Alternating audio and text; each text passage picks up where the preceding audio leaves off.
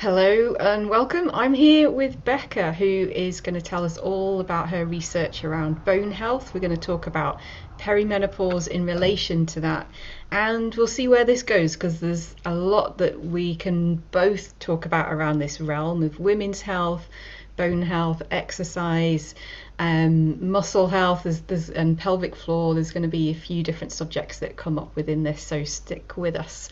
We've got some good information and up to date information that everyone needs to know about. So, yeah, let's go for it. Hello, Becca. Hi, Angie. Thanks so much for having me. You're welcome. I'm really pleased that you can come on and do this for us.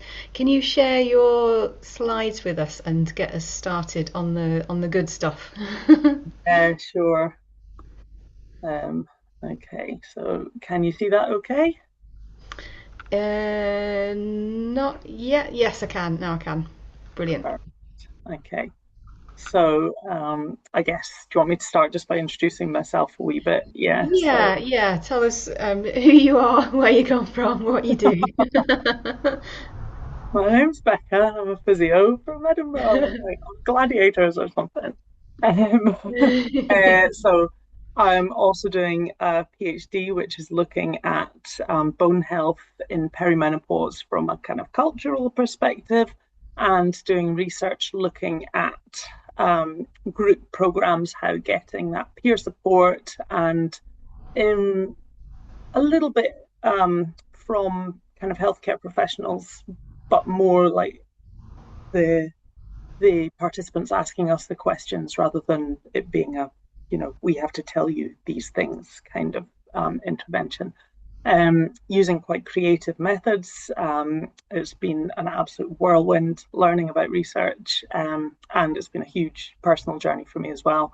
I do work part time, self employed as a physio, so I'm balanced in Edinburgh, and I do home visits self employed. And my kind of dream client who I love working with is someone who maybe has a couple of long term conditions, or they're struggling with one thing and they've been told they've got something else, and they go, what, how can I manage this with my lifestyle, and what can I be doing exercise wise? Because, they've maybe got, they've maybe been told they've got osteoporosis and then think, oh, I need to Mhm. jump. But then I work with someone, who's got a stoma, who ended up on a trampoline and got a peristomal hernia. Um, so it was like, what do I do? What works, for me in this individual situation? So that's my bag. It's like if you are really struggling to get moving and you need that sort of personalized approach to get started, that's kind of where I come from. Mm. Yeah, it could be pelvic health, bone health, menopause are kind of my three big passions. So that's kind of Mm. where I Yeah. am at. So They today's really overlap, don't they? Those big three. yeah, 100%. I sort of see them as a bit of a Venn diagram, and you're thinking, Yeah. what's all in the middle, for all of these. Um, Exercise is a really, or, just being more physically active is a really, really powerful intervention, but it is not in the public consciousness. Someone is feeling absolutely rubbish with perimenopause symptoms. They're Hmm. not necessarily going to think, oh, I need to, get up and move more. Although once they do that, they hopefully see the benefits of it. Mm. Mm. So mostly talking about bone today, but I will throw in the other two as well. Yeah. Uh, Inevitably, they'll come up, I'm sure. yeah. So I really like to think of bone as living tissue, um, because we often, will see a skeleton and you'll think of, your Halloween skeletons made of plastic or whatever, or you'll see a bone and you think, well, it's really hard and dead, and but within a person, bones are a component of your blood supply. They grow your red blood cells. They inform your metabolism, and those red blood cells are part of your immune responses, all coming from bone as well. If you ever see orthopedic surgery where they're cutting into the bone, you'll see how vascular it is. There's so much blood in a bone. It's unreal. And that just kind of blows my mind every time I think about it.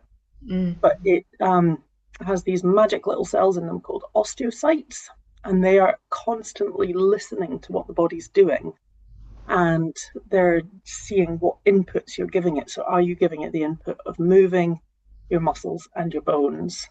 And Mm. therefore it goes, oh gosh, right, we need to get, the osteoblasts to start building new bone. Or are you not, you know, not moving as much? You're becoming a little bit more sedentary, which happens in midlife. Sort of, it's a little creepy thing that just comes along, doesn't it? Yeah. Um, and it goes, oh well, we don't need these bones so much anymore. Let's just start reabsorbing them a little bit more, and it sends out the osteoclasts just to start absorbing more bone and Yeah. just slowly moving towards that sort of thinner bones with less density and less kind of strength within the internal structure of the Yeah. bone. So So that happens with as part of menopause, doesn't it? But it's also that, aging too, isn't it? So yeah, so it's pretty natural. yeah. I'll skip ahead actually to a little graph that I've got. It's pretty normal. Oh no, I'm not going to give away that answer. Um, it's pretty normal for bone just to decline from mid 30s onwards by about 1% a year. Okay, and Yeah. that is in an average population, so sedentary people. It can always be, and when I say improved, improved might be just flattening that curve, that decline. Mm. Mm. Um, and I think people need to get their heads kind of around that because keeping your bone the same is an amazing achievement after you're Mm. menopausal. Okay. Menopause has a much steeper drop, which is why females are much more at risk of osteoporosis. Yeah. Okay. Um, so it happens to both males and females, but it's that menopausal drop that's really important. And it can be at much higher rates than that 1% a year. And I'm not going to say how much because I've seen, complete varying amounts, and it completely depends on how you live your life, your Yes. genetics, your the size of your skeleton, all of these things. But the good news is your lifestyle can completely affect all of this, even if someone moves into osteoporosis. Mm. Um, they can improve their muscle strength, they can improve their balance, so that they're not going to have that fall that they have the break, which can then have really big problems for quality of life. So Yeah. um, And when we're yeah, when we're talking about these changes, this change of like the osteoclast coming in and reabsorbing bone, which isn't great for us, but yeah, it's part of normal aging as well. And when we say aging, we're not talking about being 70 and getting diagnosed with osteoporosis. It can. This is happening as you said. I just want to reiterate the age that we're yeah, really talking about here. yeah, That this isn't something to worry about when we're 70. It's something to take action on now, isn't it? yeah. It's engaging with your older self is a really tricky thing for someone in their 20s to do. But I don't know about you, but Yeah. since I hit 40, I'm like, ooh, Mm. I can see myself as an old person now, and I can see the importance of making that change. It is never too late to make a change, but um, it's worth kind of thinking, now is the best time to start was 20 years ago. I've seen that sometimes, Yeah. but the second best time is today. Yes. Yeah. And it doesn't need to be something major. In fact, we'll come on to that. And the more it's just like something totally routine to you and just like, brushing your teeth or whatever, you don't talk about brushing your teeth, but Mm. everyone does it, I think. Mm. It just needs to be like just a really normal, boring lifestyle change that you're going to sustain. Yeah. Yeah. Um, And Yeah, yeah, tell us anyway. about that. I want to know what you were not going to tell us about with the vitamin D thing that you Oh yeah, on the yeah, next yeah. slide. Thank you. So, so do you take vitamin D, Angie? I do. Yeah. What do you think can make taking your vitamin D more effective? Taking it regularly. Mhm. I take it all year round. Being in Scotland, I think that that's more beneficial to me. I take a D3 with a K2. Mhm. So I've got those two things together to try and help my bones, and I know that vitamin D is involved in a few other things as well as bones, so that I'm thinking of overall health. But yeah, bones is in my mind when I'm Yeah. picking up that thing every morning. Yeah. What Yeah. else do you? What am I So, missing? totally, all of those things are really, really important. Some people say, taking it with another supplement, for example, or taking it with, something with some fats in it, because it is a Mm, soluble vitamin. Um, mm, but there is this wonderful evidence that is just what I'm going to push home all the time is if you combine your vitamin D with exercise, you are exercise for any nutrition is telling the body where to put the nutrients that you're putting into it, if you see what I mean. mm. So this is a really interesting study, and it's just another source of information that I use to help um, get that message across that you need to move your body. So Um, yeah, I'm just happy that I've found another reason to move.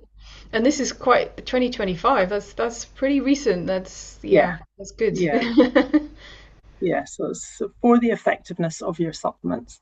Creatine's actually the same. So Mm. I don't know whether creatine is something that people should or shouldn't be taking. There's a lot of noise around it. Um, and it's but it has been found to be better absorbed when you're moving within an hour of having your creatine supplement. Mm. Um, so it's like that is not my area. you know, Yeah. I will say take vitamin D and then all other supplements. I'm like, no, I'm not. I'm not entering into a conversation because it is so confusing. It's so Yeah. confusing, even for nutritionists as well. So, but that is just my take on it. Move more. Hopefully, that is a good incentive if other things aren't. Um, and we were talking a little bit about age and when bones can change with age. And this is, a fairly high profile um, person, Jamila Jamil, who has the privilege in her life that she can go and have her bone density measured in her 30s. But Mm. she's an anti-diet campaigner, and she's talked about the extreme diets that she was on to look a certain way Mm. when she was in her 20s. But in 20 years of dieting has affected her bone density. So she's found that she's osteopenic. So this is her Instagram message as a result of that. Please don't make the diet culture drag you to where I am. And this is sort of where the cultural aspects come in, because there's so much pressure on women Yeah. to look a certain way and be specific, be really, really slim. And for some body types, that's absolutely fine. But for you know me, for example, I'm big boned. I'm 6 foot tall. There's no way I'm going to be whatever model size you're supposed to be. But the pressure is unbelievable. And, I see that as like, it is not an individual's fault that there is, all of these cultural pressures to be a certain way. And, I can see that, I'm giving all these messages and they're going, yeah, well, I don't want to I can't be bulky, or I can't carry that bit more weight because I need to look a certain way for whatever in my life. Mm. I've made that kind of assumption to myself as well. I've Mm. kind of said, I need to look a certain way for work because I've worked in, Pilates and, kind of appearance based industries. So yeah, it is such a Yeah. noise, it's such a pressure. It's unreal. Nobody's immune from that, and yeah, you're right. It comes from multiple sources and for such a long time, and it's really frustrating, I think, for both of us that we're seeing this come full circle again. We're back Yeah, into the skinny trends and the overuse of the Ozempic drugs and the yeah just the ideals of shape being we should all reach a certain standard, and it is no longer an issue that we can just put down to being a problem for fashion industry or cultural issue. I mean, this is real health implications that might not show themselves right now, but there's going to be issues later yeah, on or yeah, perhaps and very that's soon. it. If your size defines your worth, as in being smaller, but Yeah. even, I'm in the lucky position that I've worked with a lot of women over the years who have, come to me because they want to look a certain way.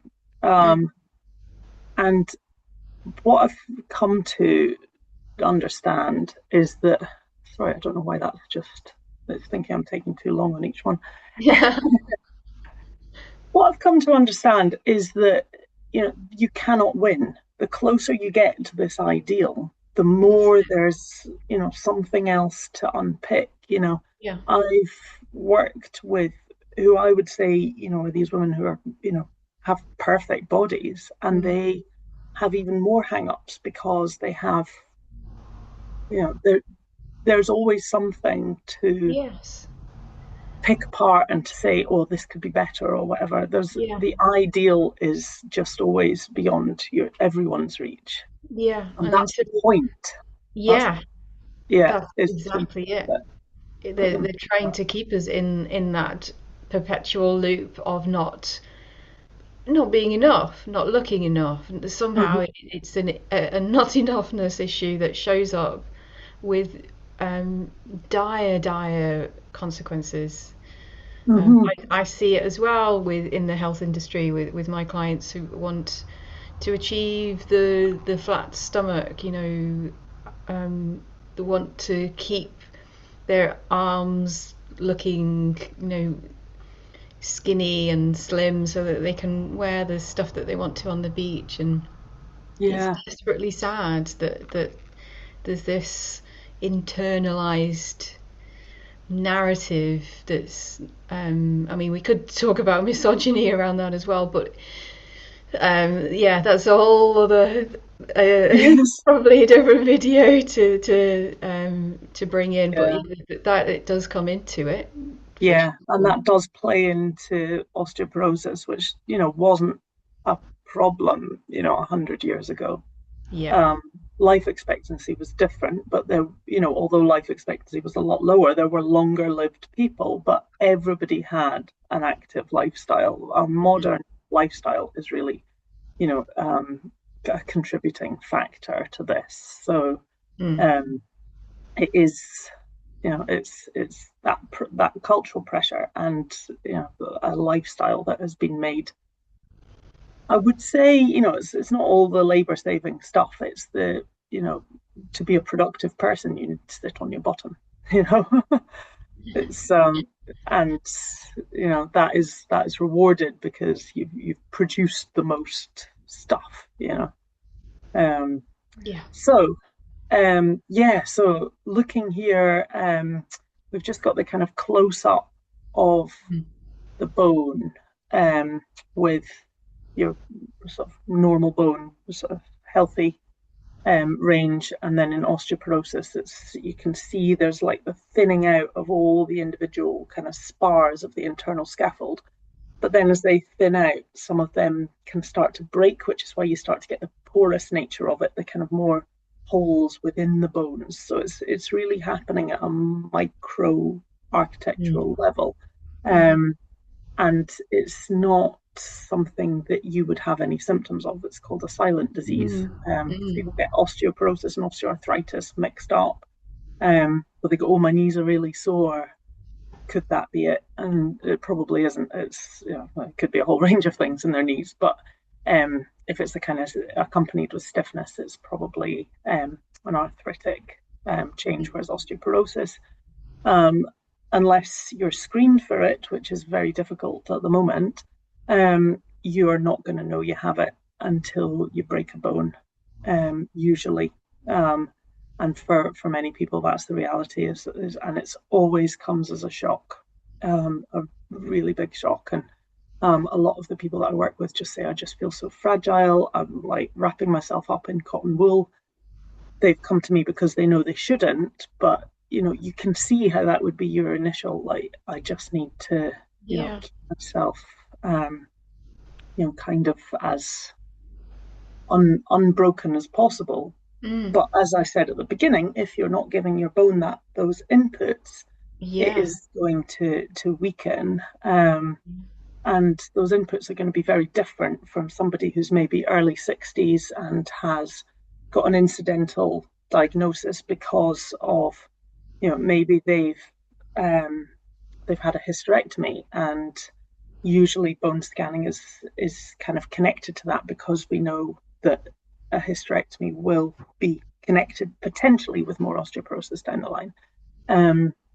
Or maybe it's someone in their 80s who's a lot more frail, who needs, who, yeah, is at higher risk of fracture, but also can benefit from those balance exercises and improving Mm. their muscle strength to some degree. So that's why I'm saying it's never too late, but it will be individualized and Yeah. personalized.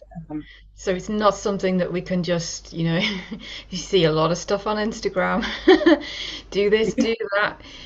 It really needs some personalized um, support, really, isn't it? To know Yeah, what for they're anyone who's doing. struggling to get going, if you are generally well fit and well trained and know what you're doing, or happy to access a gym, Mm. then I wouldn't say you need that much personalized support. Although what can be the issue is the fear.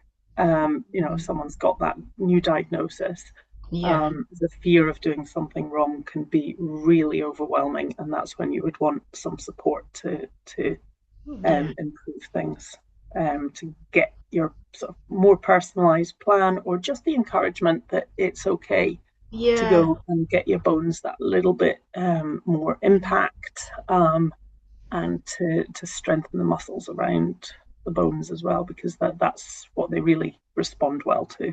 Mm. Mm. Yeah. Shall I Yeah. move on? That makes sense. Yeah. Yeah. I'm ready for the next picture. Yeah.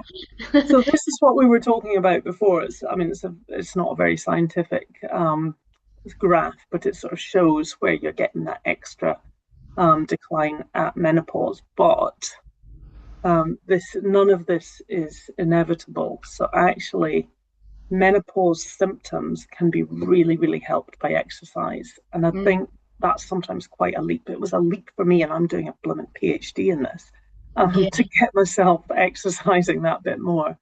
Yeah. And the difference it's made to my symptoms is enormous, but I wouldn't have necessarily thought, I'm brain foggy, I'm anxious, might have lost confidence.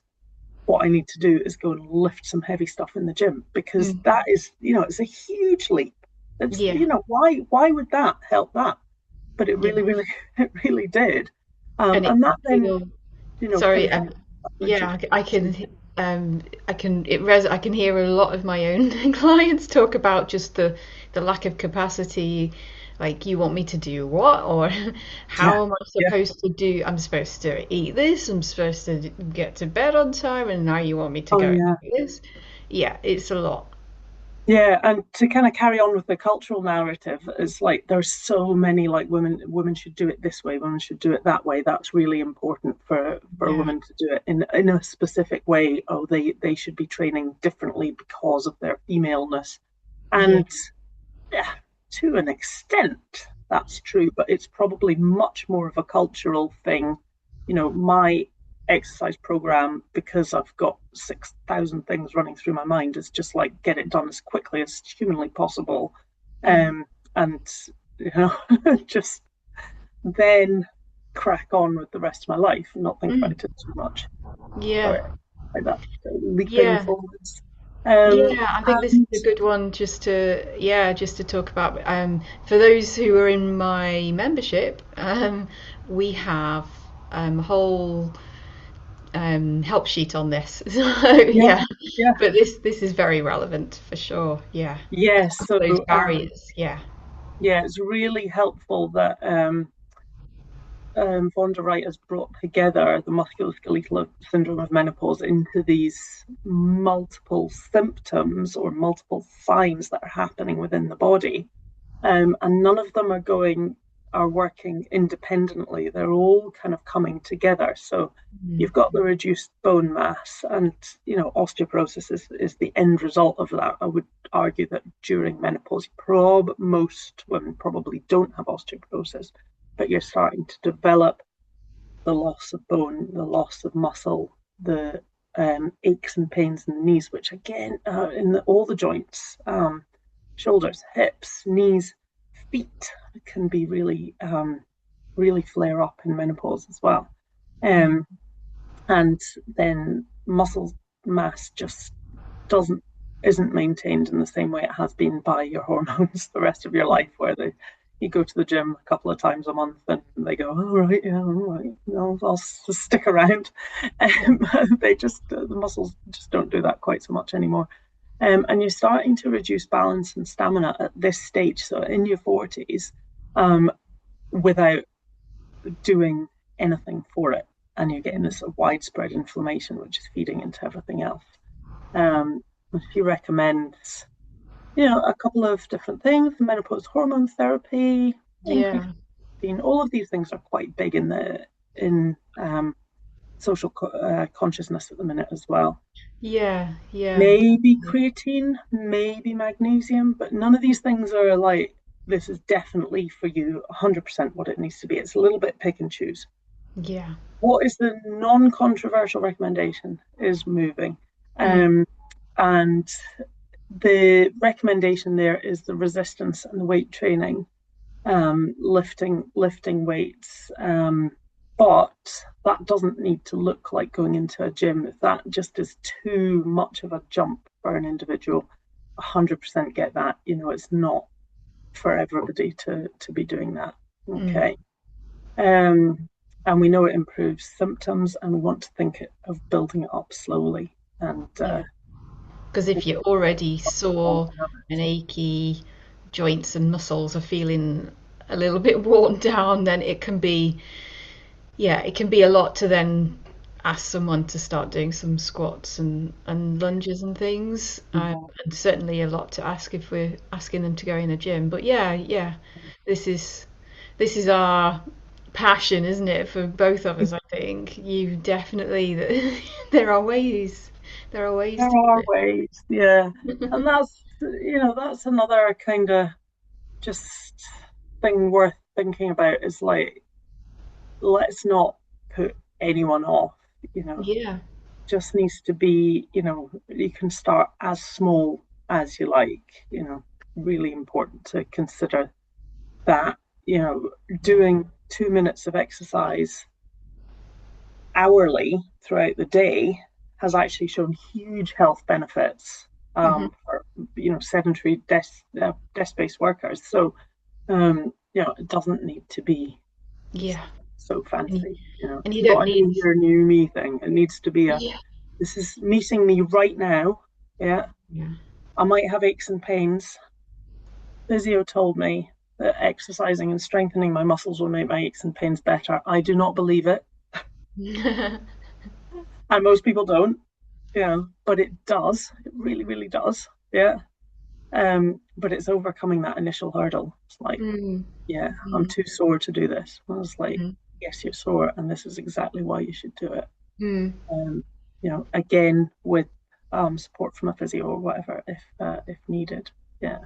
Yeah. Um, Yeah, what was the graph on the next one? so this is a specific trial for lifting weight and impact, so jumping from quite a height for women with osteoporosis. It was it's a really kind of important trial. It shows that you can improve bone density through doing these things twice a Mm. week for 30 minutes. That's all they did. They did the jump. They pulled themselves up on a pull-up bar and landed heavily with kind of straight knees, but they built up to all of these things Okay. over a couple of months. Um, and at over 8 months, they improved the femoral neck, so that's the top of the femur going into the hip, bone mineral density by, like, you can see it's a tiny percent, 0.2 or whatever, but compared to the control groups who weren't doing anything, Yeah. it's 2.2% higher. So they didn't lose 2% of Yeah. bone, bone It's density like at that what time. you said right at the beginning, flattening that curve, flattening the decline. This is it in action, isn't it? Yeah, yeah, totally. Um, and they improved in their lumbar spine. So that's the low back improved by about 4%. What's important though to know is, this is optimum. And Mm. they had 100 participants, but they recruited 400, 300 of whom weren't deemed suitable for it. So Mm. what are those 300 people going to do for their bone density? And what's optimum for them is maybe not what's optimum for a population. Yeah. It's what's optimum for you as an individual is really worth kind of considering. And that might be, walking with a little bit of more kind of briskness, or, doing heel drops, so standing up on your toes and coming down heavily onto the heels. It might be, exercising at home with resistance bands, or, squats with a backpack on your back. That sort of thing might be Mm. the sort of thing that helps. Um, and importantly, the only problem was one person got a muscle strain, which is, kind of remarkable for such a huge number of people doing so many exercises, especially with low bone density, because the kind of common sense, according to our received knowledge, would be someone will break a bone. Mm-hmm. Nobody did. Mm. So that's really important to point out. Yeah. Yeah, that Um, is really important. these are all functional tests, which just shows they really improved in, moving about in their space.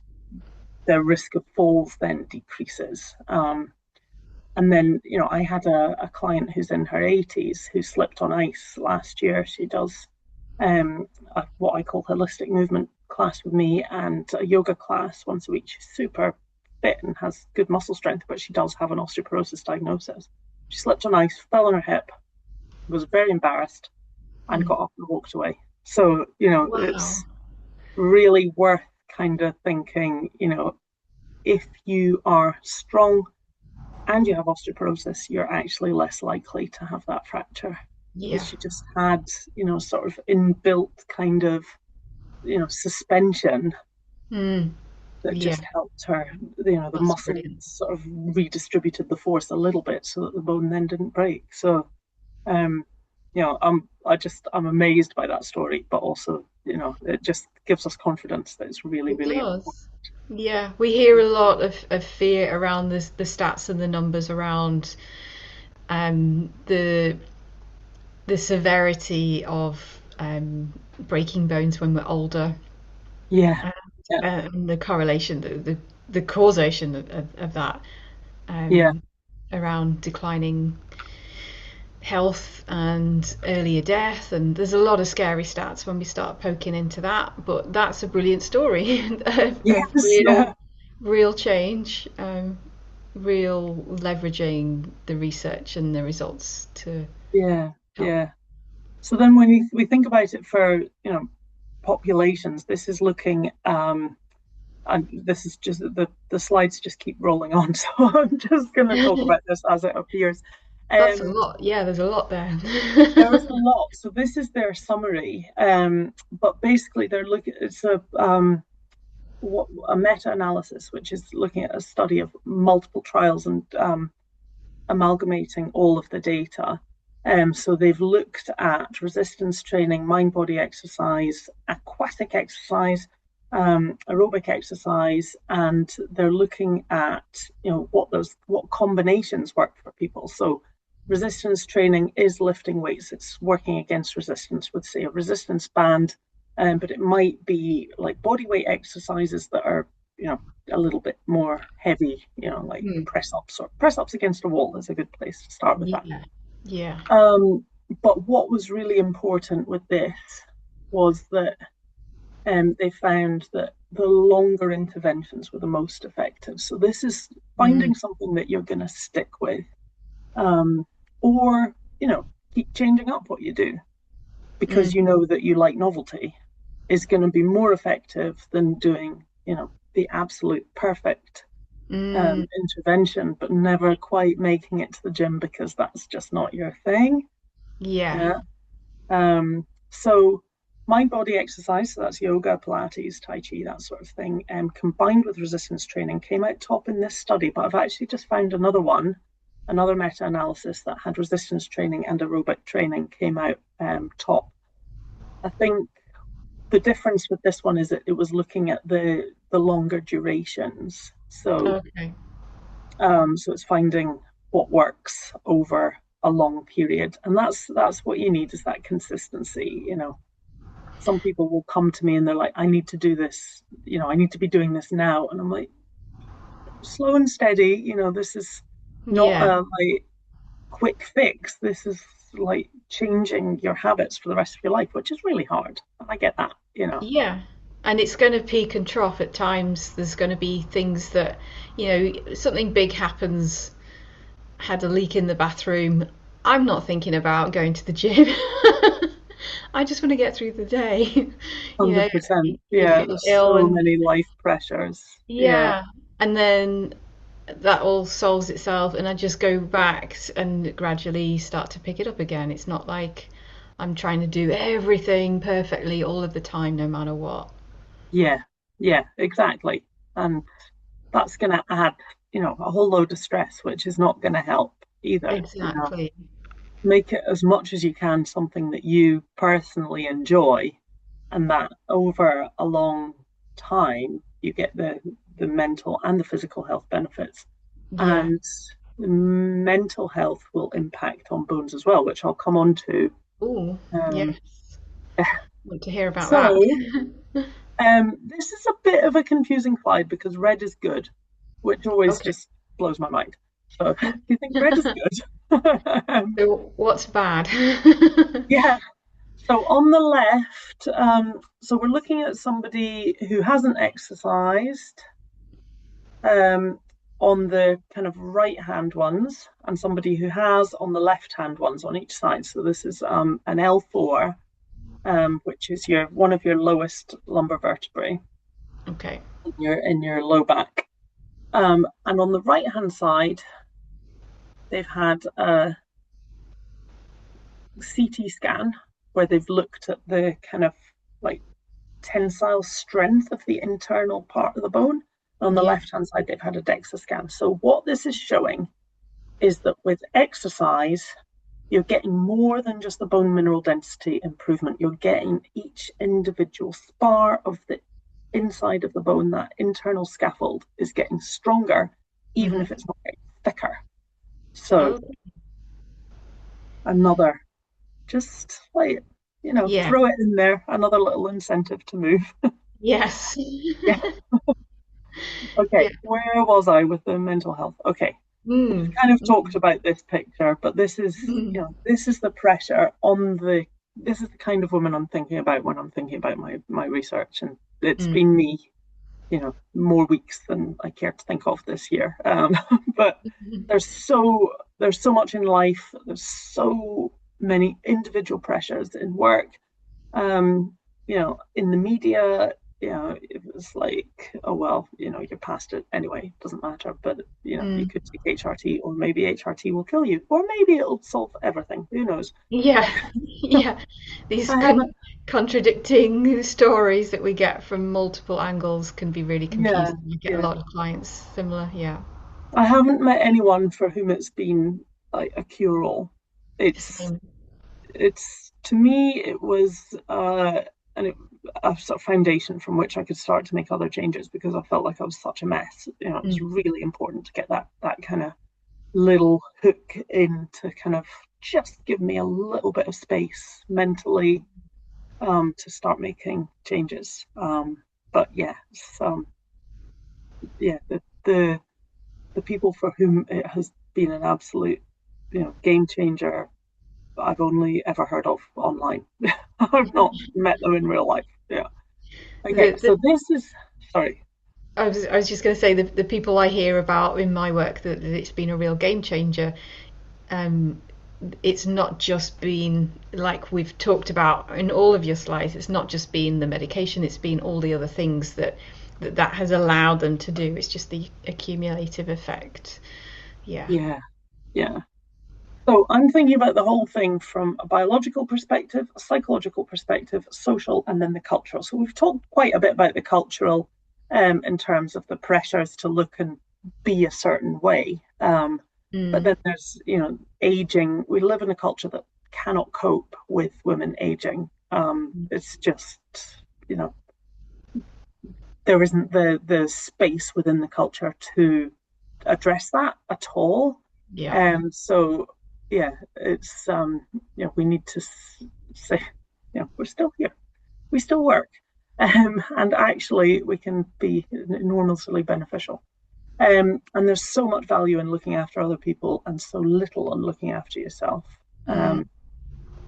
And then, you've got your more sort of social changes. So to cope with menopause, you're, potentially being more sedentary. There's a lot of like, oh, I'm so overwhelmed, maybe I should rest. And a lot of that rest is perhaps quite passive. I have over the years learned about 7 different types of rest. Mm. So, you know, Same. I can't remember what they all are, but there's, that's a lot.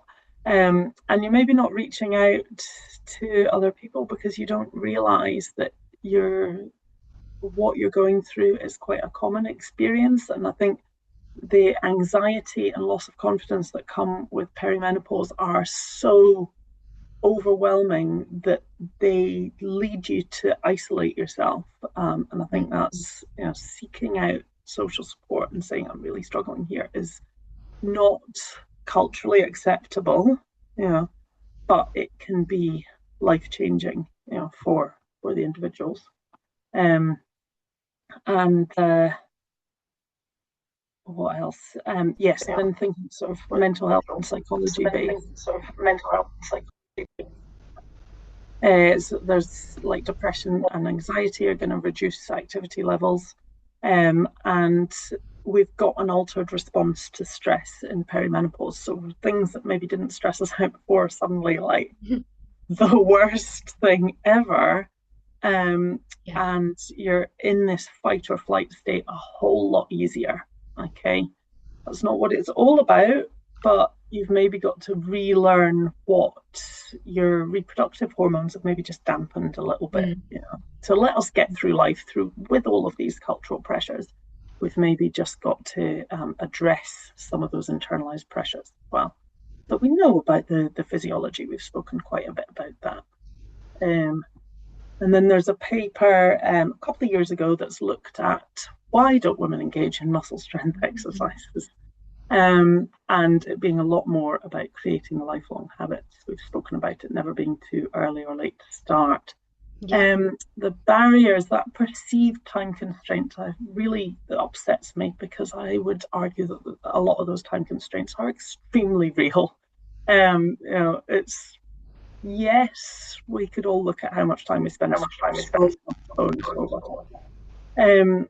But it's yeah, the to boil people's lives down to it's a perceived time constraint is really Yeah, insulting, it actually. is. Yeah, it reminds me of that phrase of that annoying phrase, we've all got the same 24 hours in the day. No, we haven't. We have not. No, We have no, not. 100%.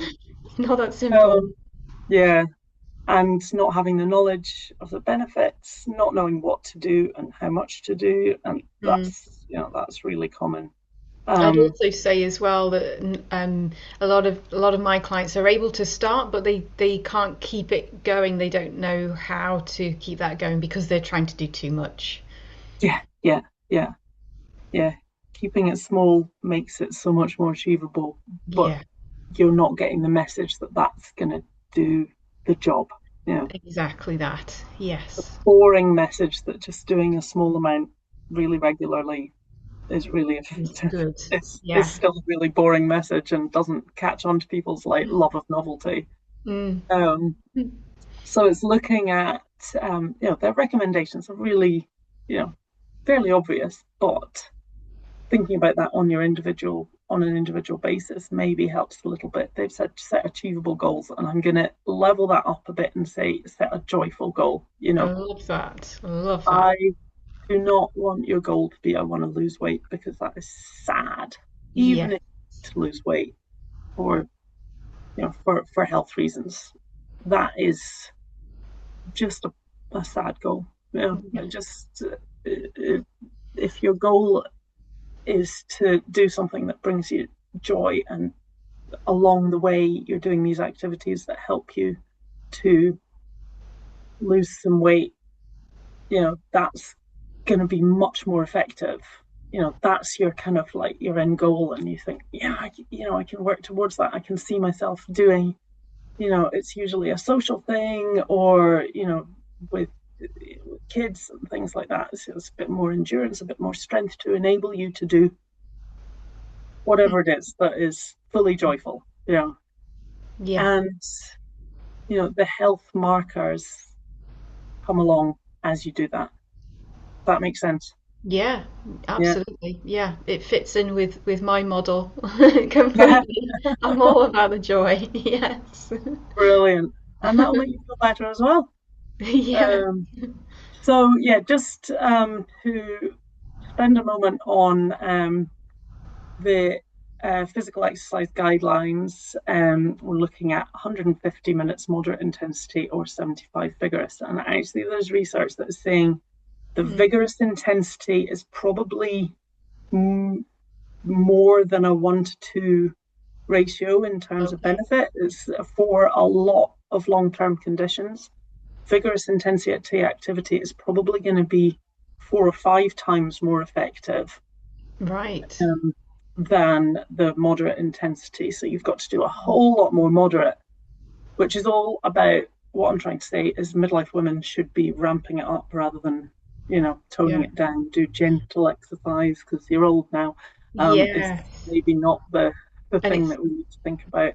and keeping in mind what we've already said about capacity and not doing too much too soon, and the idea that vigorous and moderate, that can be your version. What's vigorous for you might be different to me. Does that still have the same physical benefit when we take those into account? So yeah, it will look different for every individual based on your current level. So if you today are pretty sedentary and need to move a little bit more, what brings you up to that level of exertion? So you're sort of thinking about 7 or 8 out of 10 to Hmm. get that intensity. You're short of breath. You're not able to hold a conversation. That might be stair climbing for you, but because I've finally managed to make myself move my body for a few years, it might be, that I've got to run or to, do some hill runs or something like that, get that level of exertion. Kind of a jumping program or skipping might be the sort of higher level. So what you're looking for, I guess, with that is how it affects your body. Mm. Are you getting to the point that you can still hold a conversation while you do this vigorous Mm. activity. Probably you need to move it on and make it more Right. challenging at that stage. Yeah. Yeah. Um, but it's yeah, difficulty talking is the thing to think about. So there's, all of the things within that category are really, really good for bones as well. Racket sports, you've got all your changes of direction. Yeah. Um, running is great in sort of short bursts. We're looking at sort of 50 to 100 impacts a day for the bones. Hmm. Like a long, long run is maybe not going to be as effective as, a couple of minutes of intensive stair climbing or skipping or Mm. something like that, for bone. Um, Yeah. Bone quite likes novelty as well. And often forgotten is this big one in the middle: build your strength at least 2 days a week. Yeah. Um, Yeah. the gym is in Like there. so many different things. Yeah. You got some nice, carry some heavy bags and yeah, very Yeah. normal Yes. activities. Yeah, totally. Like, I'm a bit dubious about yoga being in there because yoga can be at so many different levels. Uh-huh. It could be like, but it needs to feel, your muscles need to feel kind of tired out at the end of the session. I think Yeah. that's kind of Yeah. as basic as you can make it, To to get the benefit for strength. muscles, strength, bones. Yeah, Otherwise, we're helping perhaps the mental side of it. Yoga could be very nice, like a mental health capacity, but less perhaps for strength and bones. yeah, yeah. And then for older adults to improve balance 2 days a week, the Mm. number one reason for admission to hospital for women from 45 onwards is falls. So we're older adults now. Yeah, This is, yeah, I'm older than 45 for sure. yeah. So um, it really surprises my clients when I get them to challenge their balance. They're like, but I could always do this. Mm. And it's sort of learning that you need to work on balance. You need to make yourself wobbly for balance to improve. Is often surprising. Yeah, Yeah, we use it or we lose it. yeah, yeah. Funny that. Yeah, Yeah, who would have thought? yes. Let me see. So worth kind of mentioning midlife feet because this can be a big problem and a big barrier to moving. Oh, hello, pelvic floor. Um, and there's so many changes that take place in midlife. The feet can Mhm. grow. There's changes in like the sensation in feet. Um, Balance and mobility can start to change, quite early in midlife as well. And your feet Yeah, and your pelvic health really work together. So if you can yeah, work on your feet, probably improving your pelvic health as well. yeah. So some basic things, shoes with a low heel. And people say, oh, does that mean barefoot? And I'm like, yeah, if you want to like train yourself up to use barefoot shoes, fine. But Hmm. it's quite it's not something that you put the shoe on and your feet immediately are like, oh, this is amazing. Mm. Sometimes you need to build up the strength in your feet to do it. You need space for your toes. Sometimes it can be quite telling to draw an outline of your foot and then put your shoe on top of it. And if there's like Hmm. toe out the outside, then your toes are quite happy to just squish up in the shoe, but that is going to impact on the way that you move as well. And maybe you Hmm. need a bit more cushioning because you're starting to lose that kind of fat pad around the heel, just isn't quite as springy as it used to be. Yeah, And yeah, maybe you need a different size from what you've always been, as well. A Feet need stretched and strengthened. All of these things can be super helpful. And a lot of different kind of whole body classes will look into that sort of thing as well. yeah. Okay, and pelvic floor. this is a fairly tame pelvic floor. So The family version, yeah, yeah, suitable for all viewers. yeah. So this is actually a training tool that pelvic health physios use. So you can see there's a hole to put your finger in for the vaginal space at the top and the rectal space at the bottom. Okay, and Wow. you can see which muscles you can get to with your finger. Wow. Um, but pelvic health can start to deteriorate in menopause. Pelvic tissues are really estrogen sensitive, so important things to think about are like vulval health. So vulval tissues can start to get a bit drier and maybe not as good blood circulation. Vaginal estrogen can be amazing for that, and that can be at any point. It can be over the counter for anyone over 50 who's not had a period for a year. So speak to your pharmacist about it, speak to your GP if you're younger. Um, but it can, if you, especially if you're having recurrent UTIs, because it Mm. plumps up the tissues and just stops all those nasty wee bacteria getting into the urethra. There was Not that, some lovely yeah, research recently, wasn't there, about that, about yeah, yeah, yeah, topical use being used as a preventative, as a yeah, yeah. reducing So the A yeah. UTI in your 40s is, massive inconvenience. In your 70s and 80s, it's life-threatening.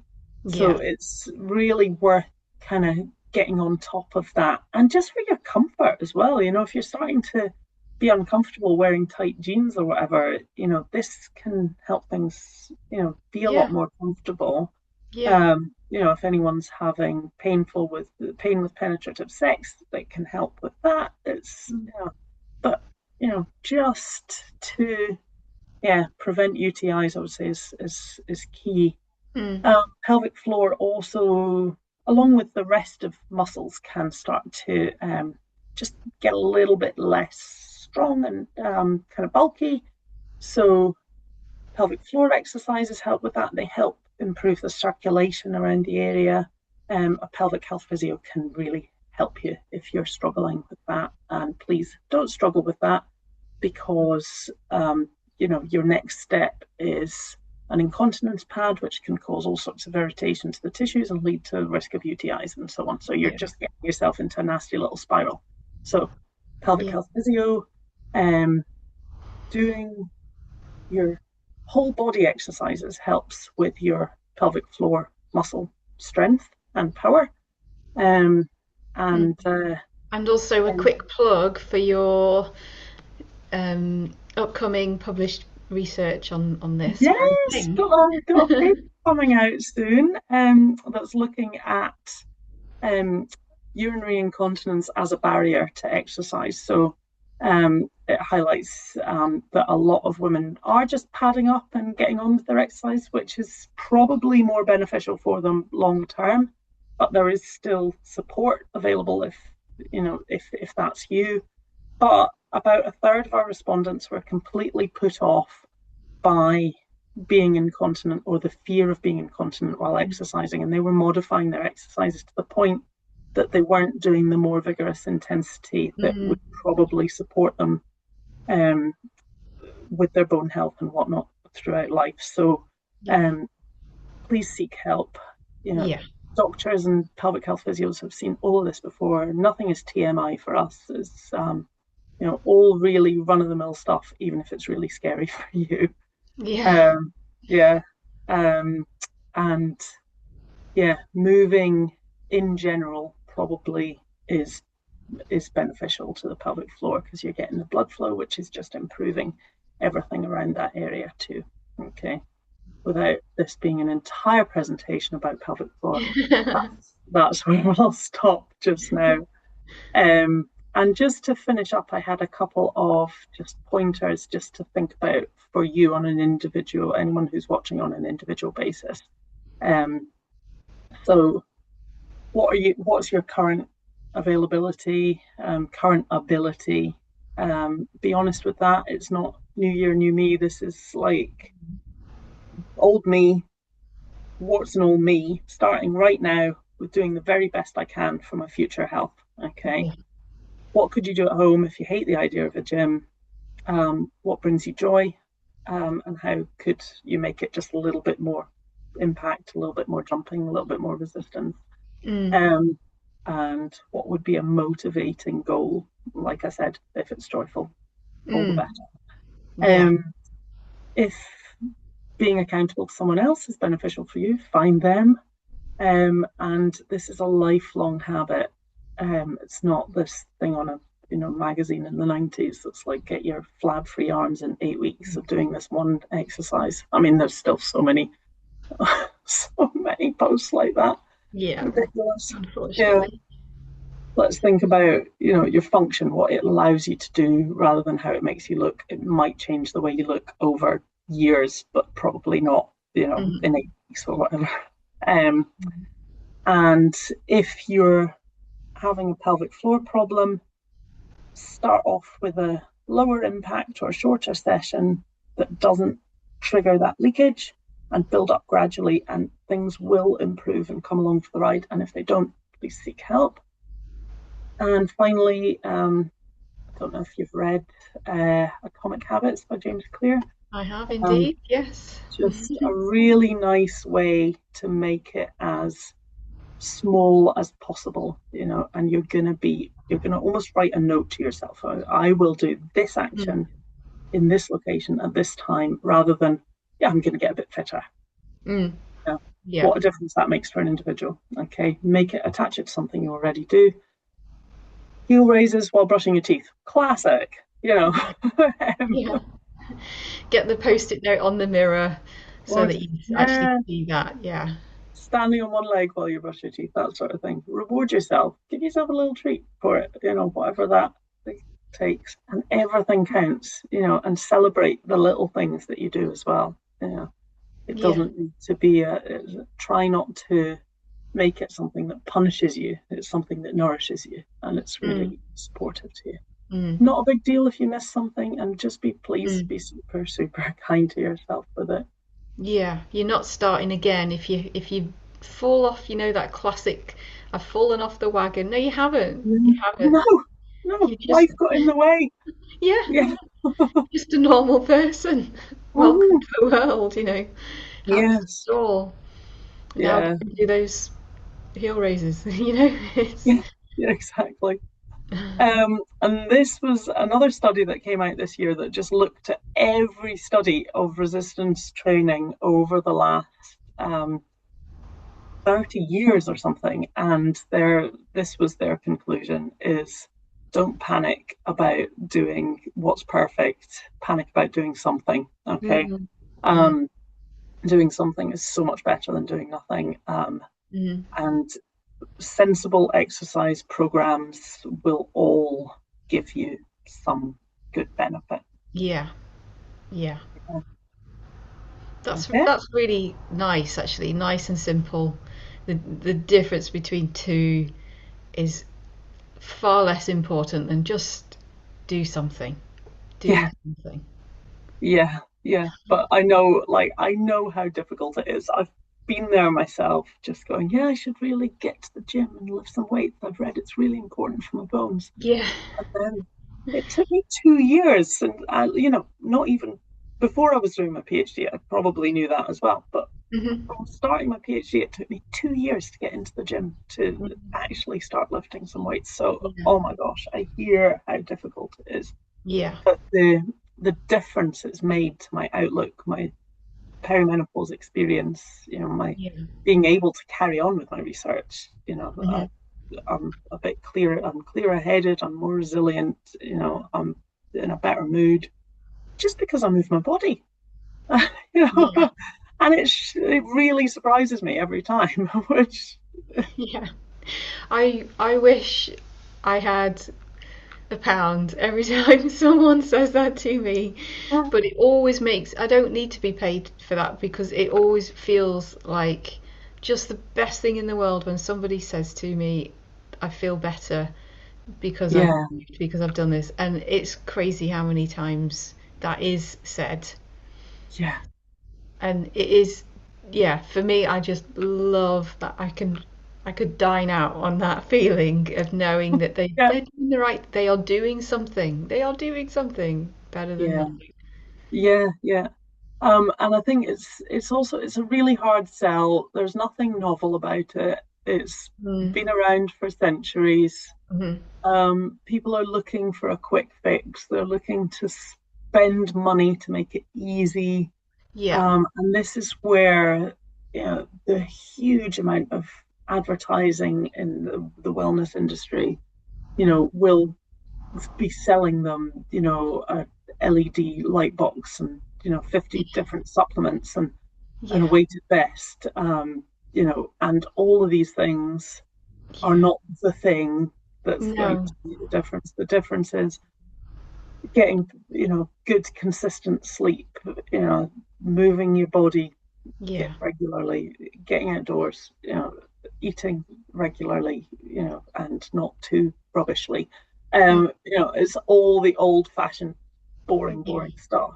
And it's so difficult in the noise of all those other things that are saying this is going to be the answer to yeah. go, oh yeah, I've just got to, crack on with looking after my lifestyle, which I understand is so difficult in Hmm. the current climate. Mm. Yeah. Mm.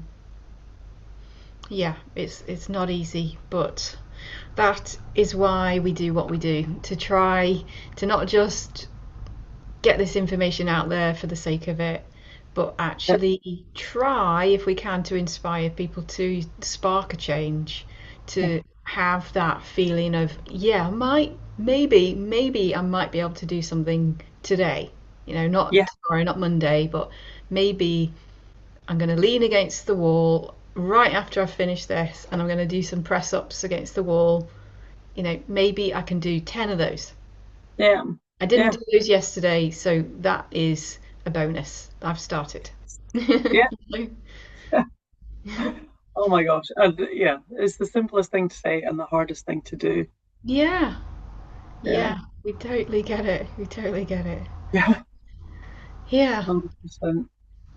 Well, thank you for coming on, sharing your knowledge, your passion, your time and energy, and all of the yeah, the accumulation of knowledge. There is years of amassed experience and reading and research. So I'm going to have a look for your paper as soon as it comes out, and I'll add it into the description around this, and then we'll see what else comes up, see what else you can put out into the world and publish. We might get, Yeah, let's see.